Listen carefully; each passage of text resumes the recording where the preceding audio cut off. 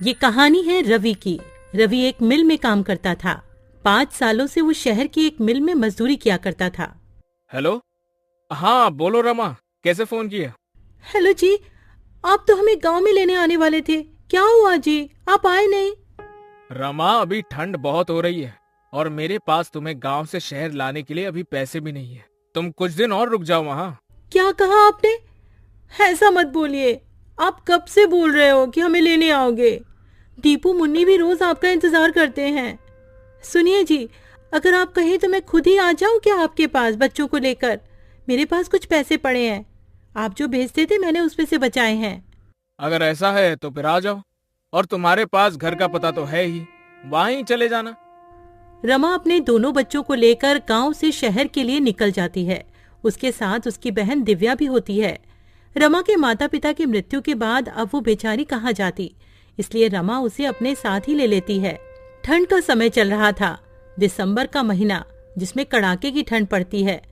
रात होते ही रवि मिल से अपने घर को निकलता है। अरे यार, आज तो कुछ ज्यादा ही ठंड पड़ रही है। हाँ यार रवि, ये ठंडी ठंडी हवाएं और चारों तरफ पड़ती हुई धुंध, बहुत ही ठंड है भाई। चल जल्दी जल्दी घर चलते हैं। रवि अपने घर पहुंचता है। वो एक झोपड़ी में रहता था। रवि अपने बच्चों को देखकर बहुत खुश हो जाता है। वहीं वो अपनी साली दिव्या को भी देखता है। अरे दिव्या, तुम यहाँ? ओह अच्छा, याद आया। कोई बात नहीं, अब तुम हमेशा ही हमारे साथ रहना। पापा, मुझे आपकी बहुत याद आ रही थी। हाँ पापा, आप हमें लेने क्यों नहीं आए? बच्चों, मुझे थोड़ा सा काम था। तुम दोनों ने कुछ खाया? हाँ जी, मैंने दाल चावल बनाए थे। आप भी हाथ मुंह धो लो, मैं आपके लिए भी खाना लगा देती हूँ। खाना पीना खाने के बाद सभी लोग फर्श पर सो जाते हैं। यहाँ रवि के पास बस एक ही कंबल होता है। अब पांचों लोग नींद में उस कंबल को अपनी अपनी तरफ खींचते हैं। एक तरफ रमा और रवि लेटे हुए थे, दूसरी तरफ दोनों बच्ची और दिव्या लेटी हुई थी। रमा को ठंड लग रही होती है तो वो सारा कंबल अपनी ओर खींच लेती है। ठंड तो उस समय सबको लग रही होती है, ठंड जो इतनी कड़ाके की पड़ रही होती है। तभी रवि उठकर देखता है कि उसके बच्चे और उसकी साली दिव्या ठंड से कांप रहे होते हैं और सारा कंबल रमा ने ओढ़ा हुआ होता है। रमा, उठो उठो जल्दी। क्या हुआ जी, आप जाग क्यों रहे हो? वहाँ देखो। रमा अपने बच्चों और बहन की तरफ देखती है और वो घबरा जाती है। उसके बच्चे और बहन ठंड से कांप रहे होते हैं। हाजी, आप देख क्या रहे हो? जल्दी से कंबल बच्चों पर डाल दो ना, ठंड बहुत है। रवि सारा कंबल बच्चों और दिव्या पर डाल देता है और रवि और रमा दोनों ही बिना कंबल के ठंड से ठिठुर के सो जाते हैं। सुबह रवि और रमा दोनों ही जल्दी उठ जाते हैं। रमा, तुम ठीक तो हो ना? तुम्हें सर्दी तो नहीं हो गई? रात को बहुत ज्यादा ठंड थी, मैं इसीलिए तुम सबको यहाँ नहीं बुलाना चाहता था। मेरे पास तुम्हें ठंड से बचाने के लिए कपड़े भी नहीं है। मुझे माफ कर दो। हाजी, आप क्यों माफी मांग रहे हो? आप चिंता मत करो, मैं बिल्कुल ठीक हूँ। आप तैयार हो जाइए, आपको मिल भी तो जाना है। मिल जाते हुए रवि परेशान सा लग रहा होता है। वो सोच रहा था कि मालिक से एडवांस पैसे ले लेगा, जिससे वो एक और कंबल खरीद कर ले आएगा। लेकिन जब वो मिल जाकर देखता है तो मिल में जोरों की आग लगी हुई होती है। वो अपने दोस्त प्रीतम से पूछता है, प्रीतम, ये मिल में आग कैसे लग गई है? ये कैसे हुआ? अरे क्या बताऊं यार, शॉर्ट सर्किट हो गया और मिल में आग लग गई। अभी मालिक आए थे, उन्होंने कहा कहीं और काम ढूंढ लो। मेरे पास इतना पैसा नहीं है कि मैं दोबारा काम शुरू कर पाऊं। रवि प्रीतम से ऐसा सुनकर और निराश हो जाता है और सोच में पड़ जाता है कि अब तो वो इतनी जल्दी कंबल कहाँ से लाएगा। ना काम है और ना ही पैसे। प्रीतम, अब हम क्या करेंगे? क्या काम करेंगे? देख भाई, मेरे पास कुछ पैसे हैं जिनसे मैं एक छोटी सी चाय की दुकान खोलूंगा। मेरे पास थोड़ी सी सेविंग्स है। तू बता, तू क्या करेगा? पता नहीं यार, मेरे पास तो पैसे भी नहीं है। जितने पैसे यहाँ से मिलते थे वो पैसे तो मैं अपने गांव भेज देता था। अब तो मेरे पास एक फूटी कौड़ी तक नहीं है। चल, मैं घर चलता हूँ, फिर मिलेंगे यहाँ। रवि घर आ जाता है।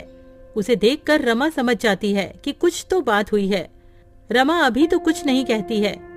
जब बच्ची और बहन खाना खा के सो जाते हैं तब रमा कहती है, क्या हुआ जी, जब से आए हो आप परेशान लग रहे हो, क्या बात है, बताओ ना मुझे। रवि रमा को सारी बात बता देता है। रमा भी रवि को ऐसे उदास देखकर खुद भी उदास हो जाती है और कहती है, हाजी, आप इतना परेशान क्यों हो रहे हो?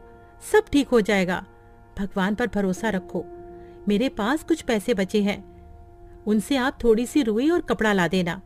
मैं उससे एक रजाई बना लूंगी, उसके बाद आप काम ढूंढने चले जाना। सुबह होते ही रवि रमा को रुई और कपड़ा देकर वहां से चला जाता है और रमा रुई को कपड़े में भरकर रजाई की तरह सिल रही होती है। तभी, दीदी क्या हुआ, सब ठीक तो है ना? जब से हम यहाँ आए हैं जीजा जी कुछ दुखी से रहते हैं, क्या उसकी वजह मैं हूँ? अरे दिव्या, तू पागल है क्या? ऐसा कुछ भी नहीं है। तू तो जानती है ना, तेरे जीजा जी तो ऐसे नहीं है जैसा तू सोच रही है।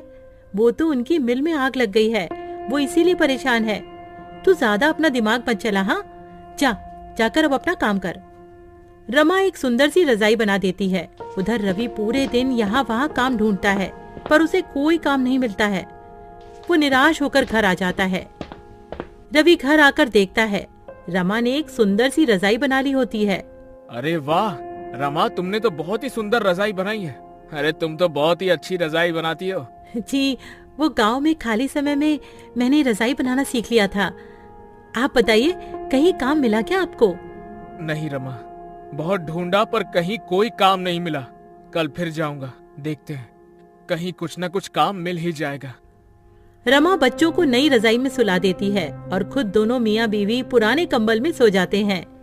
अगले दिन रवि का दोस्त प्रीतम रवि का हाल पूछने उसके घर आया हुआ होता है।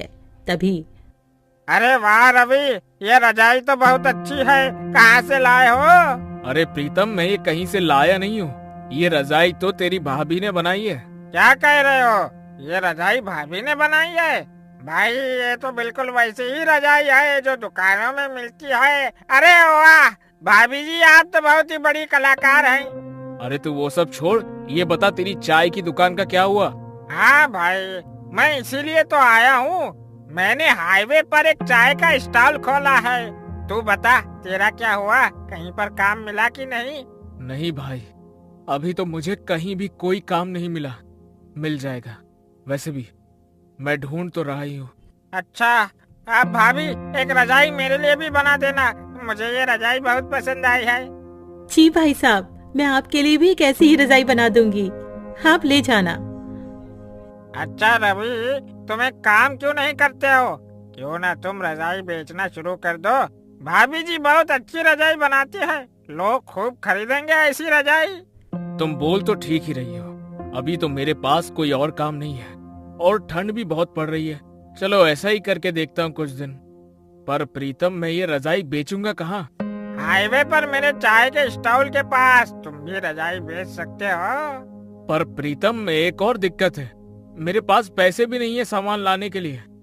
अरे तुम चिंता मत करो, ये लो पैसे, इनसे तुम सामान ले आना है। ठीक है, फिर मैं आज ही रजाई बनाने का सामान ले आता हूँ। क्यों रमा, ठीक है ना? आप जैसा भी कहो, मैं तो आपके साथ कोई भी काम करने को तैयार रहती हूँ। रवि और प्रीतम दोनों चले जाते हैं। रवि बहुत सारी रुई और कपड़ा घर ले आता है। उसके बाद रमा रजाई बनाने का काम शुरू कर देती है। रवि के साथ साथ रमा की बहन दिव्या भी उसकी मदद कर रही होती है और बच्चे भी रजाई में रुई भरने में लगे हुए होते हैं। 2 से 3 दिन में सबने मिलकर 10 रजाइयां बना ली होती हैं और रवि सारी रजाइयां लेकर हाईवे पर प्रीतम के बगल में ही बेचने लगता है और देखते ही देखते उसकी रजाइयां बिकने लगती हैं। वो रजाइयां बहुत सुंदर लग रही होती हैं, जिसकी वजह से लोग खरीदने आ रहे होते हैं।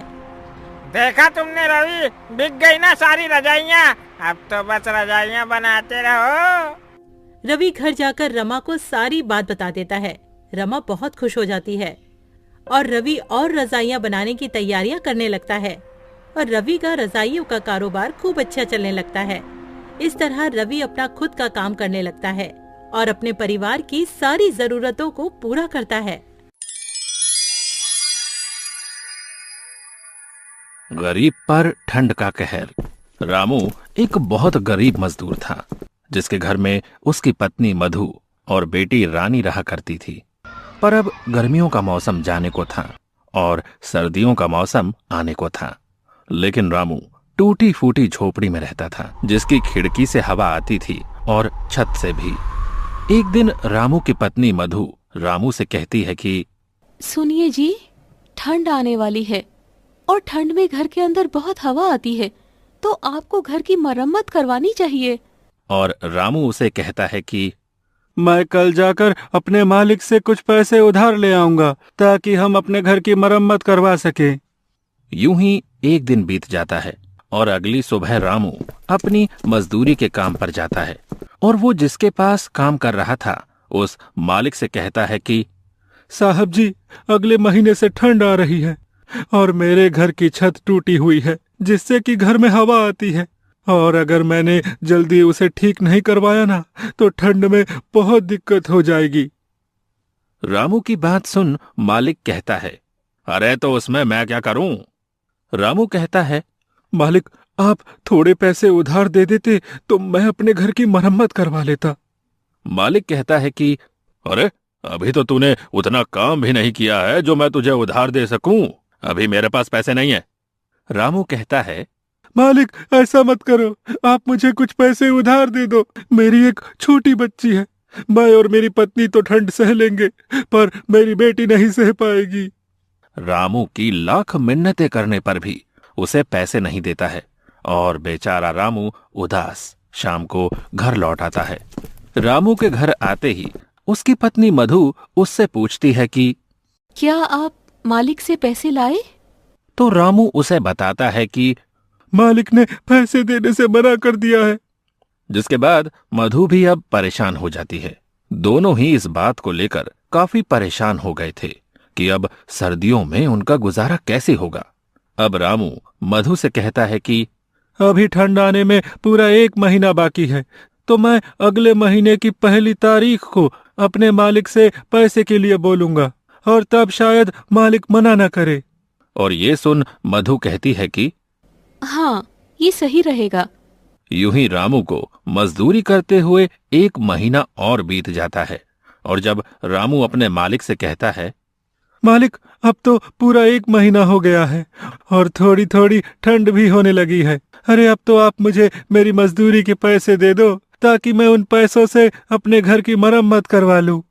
रामू के इस बार पैसा मांगने पर भी मालिक फिर से कोई नया बहाना कर देता है और कहता है कि अभी मेरे पास सिर्फ ये 500 रुपए हैं, इससे ज्यादा नहीं है। 500 रुपए देखकर रामू कहता है कि मालिक मैंने तो इस महीने एक भी छुट्टी नहीं की, उस हिसाब से तो मेरे ज्यादा पैसे बनते हैं। लेकिन मालिक उसे अपनी बातों में फंसा देता है और रामू के ज्यादा बहस करने पर उसे काम से धक्के मारकर निकाल देता है। रामू कम पैसे मिलने और काम से निकाले जाने के बाद बहुत परेशान हो जाता है। उसे समझ नहीं आता कि आगे वो क्या करे। यूं ही सोचते सोचते वो अपने घर पहुंच जाता है, जिसे यूं निराश देख मधु कहती है, क्या हुआ, आप पैसे नहीं लाए क्या? रामू मधु को बताता है कि अरे इस बार भी मालिक ने पूरे पैसे नहीं दिए और तो और मुझे काम से भी निकाल दिया है। ये बात सुनकर मधु चिंता में पड़ जाती है और कहती है कि अब घर कैसे चलेगा और ठंड में हमारा क्या होगा? रामू कहता है, तुम चिंता मत करो, मैं कहीं काम ढूंढता हूँ। इतना कहकर वो उन पैसों से घर में राशन भरवाता है और अब उसके पास पैसे खत्म हो गए थे। कुछ दिनों तक रामू यहाँ वहाँ काम की तलाश में भटकता है पर उसे कहीं काम नहीं मिलता। वहीं दूसरी ओर अब ठंड भी धीरे धीरे बढ़ने लगी थी और रात के समय रामू के घर में ठंडी हवा खिड़की और छत से आनी शुरू हो गई थी। ठंडी हवा की वजह से अब रामू, उसकी पत्नी और उसकी बेटी पूरी रात ठंड में कांपते रहे। उनके पास एक ही कंबल था, अब उसमें भी ठंड नहीं रुकती थी। एक रात बहुत ठंड पड़ रही थी और तेज ठंडी हवाएं चल रही थी, जिसकी वजह से रामू की बेटी रानी को तेज बुखार हो जाता है और मधु रामू से कहती है, देखिए जी, रानी को बहुत तेज बुखार हो रहा है, वो पूरी तरह तप रही है। रामू कहता है कि अरे मेरे पास तो 1 पैसा तक नहीं है, हम रानी को डॉक्टर के पास कैसे लेकर जाएंगे? मधु कहती है, कुछ तो करना होगा वरना रानी की तबीयत रात में और बिगड़ जाएगी। देखिए ना, कुछ तो कीजिए। वो रोने लगती है। दूसरी ओर रानी ठंड से कांप रही थी। रामू को कुछ समझ नहीं आ रहा था कि अब वो क्या करे। अब रामू रानी को अपनी गोद में उठाता है और हॉस्पिटल की ओर निकल जाता है। मधु भी उसके पीछे पीछे चल पड़ती है। बहुत दूर तक पैदल चलते चलते दोनों थक जाते हैं और रामू रानी को लेकर एक पेड़ के पास बैठ जाता है और रोने लगता है।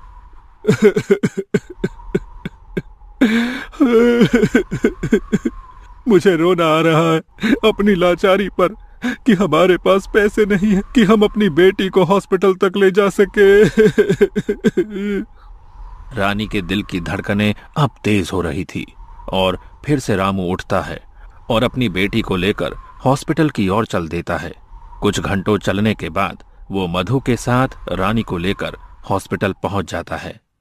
लेकिन अफसोस, उसके पास पैसे ना होने पर डॉक्टर रानी का इलाज करने से इनकार कर देते हैं और रामू मधु और रानी को अस्पताल से बाहर कर देते हैं।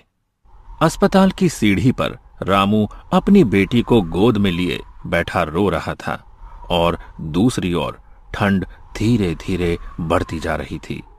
ज्यादा ठंड होने की वजह से अब तीनों ही बुखार से जूझ रहे थे और तीनों ही हॉस्पिटल की सीढ़ी पर बेहोश हो जाते हैं।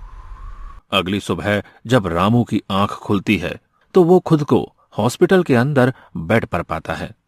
ये देख रामू के मन में बहुत से सवाल आते हैं। अरे, मैं अंदर कैसे आया? मुझे कौन लाया? और मधु और रानी कहाँ हैं? इतने में उसके सामने वो डॉक्टर आता है जिसने उसकी बेटी को पैसा ना होने की वजह से एडमिट नहीं किया था और रामू उससे सवाल करता है कि मुझे अंदर कौन लाया? जिसके बाद डॉक्टर बताता है कि आपको एक औरत ने हॉस्पिटल में भर्ती करवाया क्योंकि आप सभी को ठंड लगने की वजह से तेज बुखार हो गया था और आप तीनों ही सीढ़ियों पर बेहोश थे। रामू उस औरत के बारे में पूछता है कि वो कौन है, तो डॉक्टर सामने की ओर इशारा करके उस औरत के बारे में बताता है। अब रामू जाकर उस औरत से बात करता है और पूछता है, आपका बहुत बहुत धन्यवाद, लेकिन आपने हमारी मदद क्यों की? तो वो औरत बताती है, मेरा आपके परिवार से कोई रिश्ता नहीं है, लेकिन एक टाइम था जब मेरे साथ भी ऐसा ही हुआ था और मेरी फैमिली बहुत गरीब थी। मैं भी किसी सड़क किनारे ठंड से जूझ रही थी और किसी नेक दिल इंसान ने इसी तरह हमारी मदद की थी। तब से आज तक वो औरत गरीबों की मदद करती है। ये सुनकर रामू उसे धन्यवाद कहता है और फिर रामू अपनी बेटी से मिलता है और अपनी पत्नी से भी। अब रामू से वो औरत पूछती है कि आखिर आपके साथ ऐसा क्या हुआ था जो सब इतनी देर रात तक हॉस्पिटल के बाहर बैठे थे? तो रामू उसे सारी बात बताता है, जिसके बाद वो औरत रामू और उसके परिवार की मदद करती है और रामू का घर भी बिल्कुल ठीक करवा देती है। अब रामू को गरीबी और ठंड दोनों से छुटकारा मिल जाता है।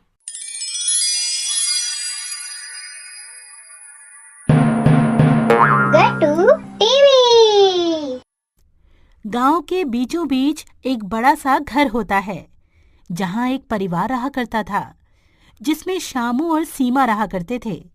श्यामू के घर में उसके माता पिता और उसका बड़ा भाई भी अपनी पत्नी के साथ रहा करते थे। श्यामू का बड़ा भाई राजीव शहर की एक बड़ी कंपनी में काम किया करता था, इसलिए उसका रहन सहन भी वैसा ही होता है। वहीं दूसरी तरफ श्यामू बिल्कुल सिंपल स्वभाव का होता है जो गरीबी में ही अपना गुजर बसर किया करता था। श्यामू की पत्नी सीमा श्यामू का हर कदम पर साथ दिया करती थी। उन दोनों की जिंदगी गरीबी में भी खुशी से बीत रही होती है। श्यामू के माता पिता को गरीबी से चिढ़ होती है। उन्हें तो अमीरों वाली जिंदगी ही अच्छी लगती है और वो अमीरों की तरह ही अपना जीवन जीते हैं। एक दिन उनका बड़ा बेटा अपने माता पिता और सबके लिए बहुत सारे गिफ्ट लेकर आता है। माँ, बाबूजी, देखिए मैं आप दोनों के लिए अच्छे कपड़े लेकर आया हूँ। अरे वाह बेटा, इस घर में सिर्फ तू ही है जो हमारा इतना ध्यान रखता है। श्यामू को तो हमारी कोई चिंता ही नहीं है, ना तो उसने कोई पढ़ाई की और ना कोई अच्छी नौकरी करता है। ये तो बस मजदूर बनकर ही रह गया है। श्यामू अपने पिता के ताने चुपचाप सिर झुकाकर सुनता रहता है और करता भी क्या बेचारा। पर उसकी पत्नी सीमा से नहीं सुना गया। वो बोलती है, बाबूजी, ये पूरे दिन तो खेत में मेहनत करते ही हैं। अगर आप अपने बेटे को हौसला नहीं देंगे तो वो कैसे तरक्की करेंगे? जब माता पिता ही ऐसे ताने मारेंगे तो बाहर वाले तो बोलेंगे ही ना। आपको अपने बेटे को सपोर्ट करना चाहिए। अब तो सिखाएगी माँ बाबूजी को क्या करना चाहिए और क्या नहीं। वो हमसे बड़े हैं, उन्हें सब पता है, समझी? सीमा कुछ बोल पाती इससे पहले ही श्यामू ने इशारे से उसे मना कर दिया। हाँ, सीमा भाभी सही कह रही हैं। माता पिता तो हमेशा अपने बच्चों की भले की ही बात करते हैं। अरे बाबूजी, आप इन दोनों को छोड़ो। आप ये नए कपड़े तो पहनकर देखो, आप पर कैसे लगते हैं। इसी तरह दिन बीतते रहते हैं। श्यामू पूरे दिन मेहनत करता है, पर ना तो उसके माता पिता कुछ उसकी मदद करते हैं और ना ही उसका बड़ा भाई, बल्कि उसे हर बात पे कुछ न कुछ सुनाया करते हैं। राजीव शहर से पैसे कमा के लाता था, इसीलिए उसकी बहुत तारीफ हुआ करती थी। एक दिन की बात है। श्यामू, ये मैं क्या सुन रहा हूं? तुमने चोरी की है। देख तेरा बड़ा भाई कितने गुस्से में है। चोरी? कैसी चोरी? मैंने कोई चोरी नहीं की। देख श्याम, तू झूठ मत बोल। पहले ही लोग तुझे नकारा बोलकर बाबूजी को ताने मारते हैं, और अब तू चोरी भी करने लगा। तूने मेरे पर्स में से पैसे क्यों निकाले? बहुत हो गया श्याम, अब तू चोरी भी करने लगा। मुझे तुझसे ऐसी उम्मीद नहीं थी। अब बस बहुत हुआ। अब तू उस घर से चला जा और बाहर रहकर अपना जीवन बिता। इस घर में तेरे लिए कोई जगह नहीं है। चला जा यहाँ से। सही कहा आपने श्यामू बेटा, तूने हमारा बहुत नाम खराब किया है। वो तो तेरे बड़े भाई राजीव ने हमारी इज्जत बचा रखी है। उसने घर का बड़ा लड़का होने का फर्ज निभाया है, पर तूने तो आज तक हमारा सर झुकाया ही है। बस अब तुम अपना रास्ता अलग बना लो। यहाँ तुम दोनों की अब कोई जरूरत नहीं है। अपने माता पिता से ऐसी बातें सुनकर श्यामू और सीमा का दिल टूट जाता है। वो जानते थे कि उनके पास और कहीं कोई ठिकाना नहीं है, लेकिन फिर भी वो अपने माता पिता की बात मानकर घर छोड़ने का फैसला कर लेते हैं। माँ, बाबूजी, आप लोग मेरे भले के लिए ही ये सब कर रहे होंगे। अपने माता पिता की आज्ञा मानना मेरा फर्ज है। चलो सीमा, चलते हैं। दोनों घर से निकल जाते हैं। श्यामू और सीमा गांव से बाहर एक टूटी फूटी झोपड़ी किराए पर लेकर रहने लगते हैं। अब उनके पास खाने पीने के लिए भी बहुत कम सामान होता है। देखा जी आपने, अपना तीर सीधा जाकर निशाने पे लगा है। अब वो नकारा श्यामू हमारे रास्ते से हट गया, समझो। सही कहा तुमने, बस बाबूजी को पता मत चलने देना। वहीं दूसरी तरफ श्यामू उदास बैठा होता है। तब सीमा श्यामू से कहती है, आप चिंता क्यों करते हो जी? हम दोनों फिर से खूब मेहनत करेंगे और फिर से अपनी नई जिंदगी बनाएंगे और अपने सपने पूरे करेंगे। तुम ठीक कहती हो सीमा। मेहनत और ईमानदारी से एक दिन हमें जरूर कामयाबी मिलेगी। फिर क्या था, रामू दिन रात मेहनत करने लगता है। कभी खेतों में मजदूरी करता तो कभी लकड़ियां काटा करता है। सीमा भी पास की एक महिला के साथ सिलाई का काम सीखने लगती है। दोनों की जिंदगी मुश्किलों से भरी पड़ी होती है, पर वो हार नहीं मानते हैं।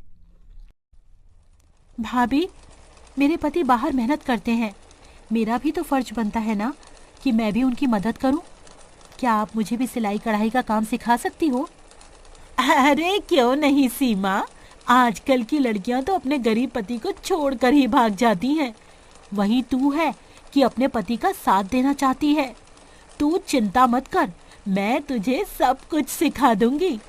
कुछ ही दिनों में सुमन सिलाई कढ़ाई का सारा काम सीख जाती है और अब उसके पास सिलाई के बहुत सारे काम भी आने लगते हैं।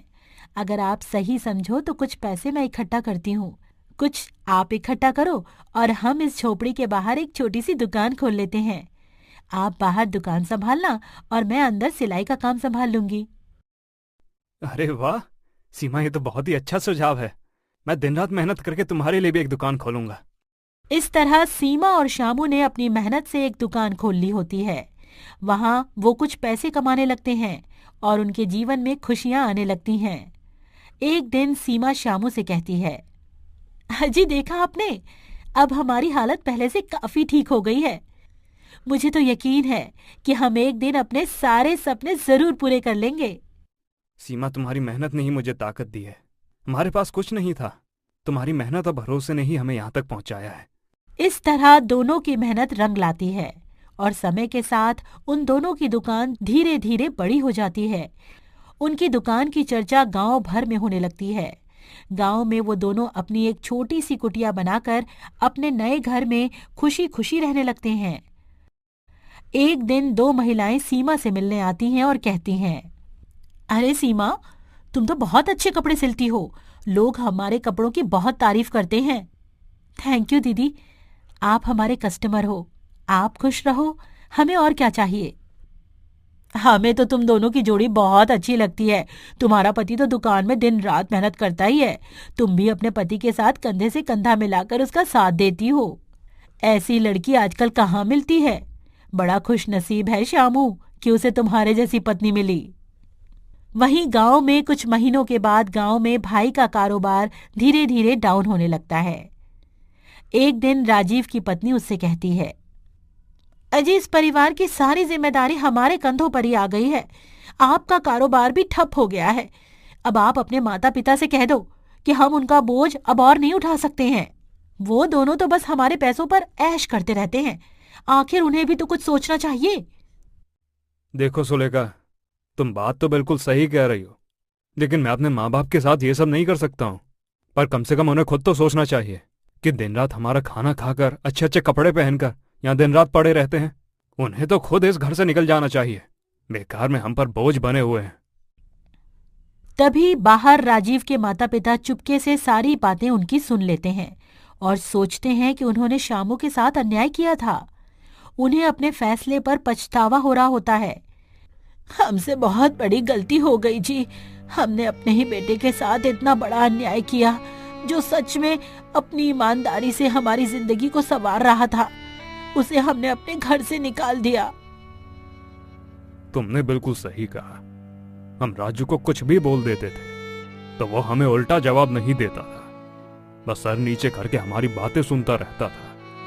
मेरे सारे तानों को मेरा बेटा सर झुका के सुनता रहता था। पर राजीव और उसकी बहू हमारे बारे में कितना बुरा सोचते हैं। हमने तो ये कभी सपने में भी नहीं सोचा था कि ये दोनों हमारे बारे में इतना बुरा सोचते होंगे। चलो श्यामू और छोटी बहू से माफी मांग लेते हैं। उम्मीद है कि वो हमें माफ कर देंगे। उसी दिन श्यामू के माता पिता श्यामू के नए घर पर आ जाते हैं। बेटा, हमें माफ कर दे। हमने तुम्हारे साथ बहुत बुरा किया। तुम सही थे। हमें तुम्हारी मेहनत को समझना चाहिए था। माँ, बाबूजी, जिंदगी में हर किसी से कोई ना कोई गलती तो होती ही है, और आप हमारे माता पिता हैं और हमारे दिल में हमेशा आपके लिए इज्जत रहेगी। हम एक नई शुरुआत करेंगे जिसमें हम सब एक साथ रहेंगे। और वैसे भी अगर आप मुझे घर से बाहर नहीं निकालते तो हम इतने कामयाब नहीं हो पाते। हाँ बाबूजी, अब हम सब साथ में रहेंगे और मिलकर खुशियां बांटेंगे।